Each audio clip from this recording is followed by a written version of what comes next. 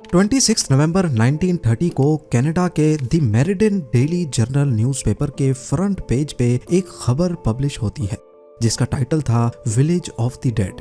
इस खबर ने पूरे कनाडा में खौफ की लहर दौड़ा दी क्योंकि नॉर्थ कनाडा में एक पूरा कबीला रातों रात बिना किसी निशानात के कहीं गायब हो चुका था। ज़ेम टीवी की वीडियोस में एक बार फिर से खुशामदीद। नाजरीन, नॉर्थ कनाडा के दूर दराज इलाके में मौजूद ये है एंजिकोनी लेक, जिसके किनारे पर एक छोटी सी बस्ती में एस्किमो नामी ट्राइब रहता था।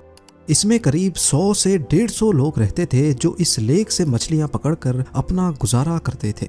ये नॉर्थ कनाडा का वो एरिया है जहां हजारों नहीं बल्कि लाखों स्क्वायर किलोमीटर्स के एरिया पर सिर्फ चंद हजार लोग ही बसते हैं और इसकी वजह यहाँ का सख्त तरीन मौसम है। एंजिकोनी लेक में मछलियों के अलावा आसपास के एरिया में दूसरे जानवरों का शिकार भी होता है और इसके लिए कई शिकारी यहाँ आते रहते हैं। ये नवंबर 1930 का एक ठंडा तरीन दिन था। जो लिबेल नामी एक शिकारी इस इलाके में शिकार के लिए आया। शिकार में वो इस कदर बिजी हो गया कि उसे पता ही नहीं चला कि कब अंधेरा हो गया।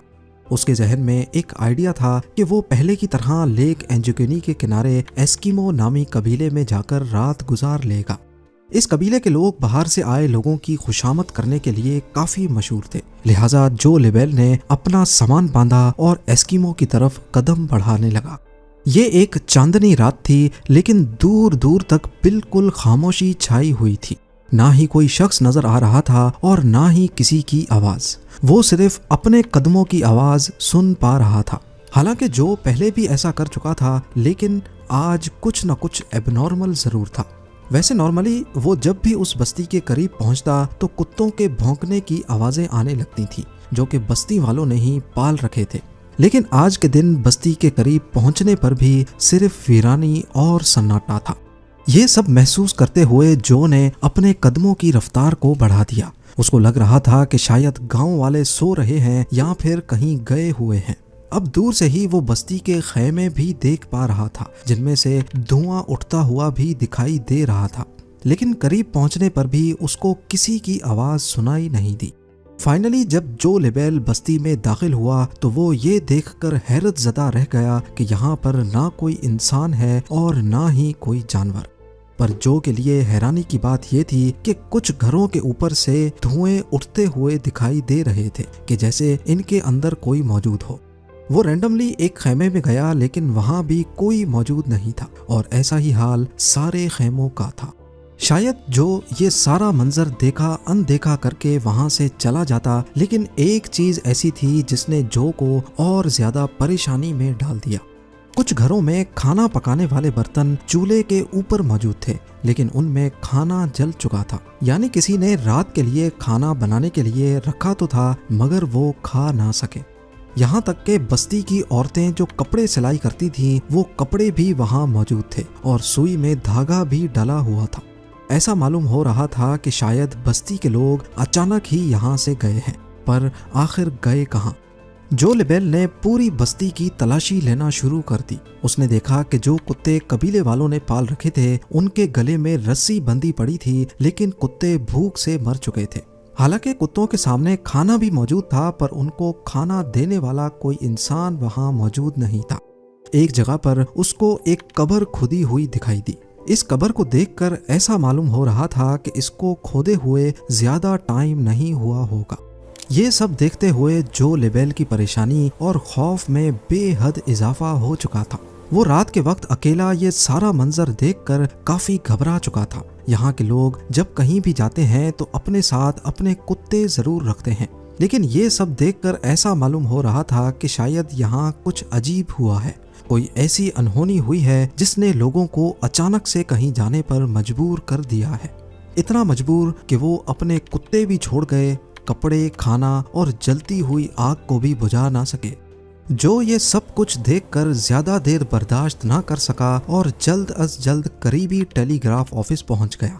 वहां से उसने रॉयल कैनेडियन माउंटेड पुलिस के कैंप्स पर राब्ता किया और उनको आंखों देखा हाल बयान कर दिया। पुलिस जब गांव में पहुंची तो जो लिबेल ने जो कुछ बताया था वो सच साबित हुआ। पुलिस को शक हुआ कि शायद यहाँ किसी ने हमला किया है और बस्ती के सारे लोगों को मार दिया है। लेकिन अगर ऐसा होता तो बस्ती में कहीं तो खून के निशानात मिलते। खून ना मिलता तो मार धाड़ की वजह से कुछ सामान ही बिखरा होता। पुलिस ने फौरन गांव वालों को ढूंढने के लिए एक सर्च ऑपरेशन का आगाज कर दिया। इस सर्च ऑपरेशन में एक बहुत ही अनोखी चीज देखने को मिली जो शायद जो ने भी नोटिस नहीं की थी। सारी बस्ती बर्फ से ढकी हुई थी, लेकिन उस बर्फ पर किसी के भी पांव के निशानात नहीं थे। वहां सिर्फ एक ही शख्स के पांव के निशानात थे और वो जो लेबेल के अपने थे। यानी अगर इस बस्ती में जो के अलावा कोई आया नहीं और कोई गया नहीं तो फिर बस्ती वाले गए तो गए कहाँ। लेक के ऊपर भी बर्फ जमी हुई थी और बस्ती वालों की कश्तियां जमीन पर खड़ी थीं।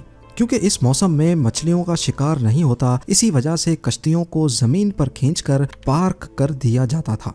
अगर तो बस्ती वाले लेक में तैर कर कहीं जाते या उनको किसी ने मारकर लेक में फेंक दिया होता तो लेक के ऊपर बर्फ की लेयर कहीं ना कहीं से जरूर टूटी या बिखरी हुई होती।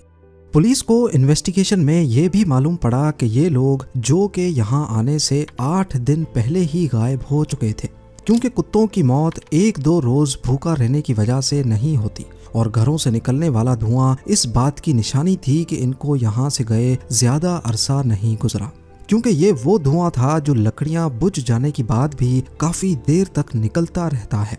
पुलिस वालों के सामने ढेर सारे सवालात थे, लेकिन जवाब एक भी नहीं। कई महीनों के सर्च ऑपरेशन के बाद पुलिस ने आखिरकार इस केस को अनसॉल्व का ठप्पा लगाकर हमेशा हमेशा के लिए बंद कर दिया और वक्त के साथ साथ लोग भी इसको भूल गए। इस वाक़े के 50 सालों के बाद 1984 में रॉजर बोर और निजेल ब्लंडल नामी राइटर्स ने एक आर्टिकल लिखा और इस पूरे मामले को एलियंस से जोड़ने की कोशिश की।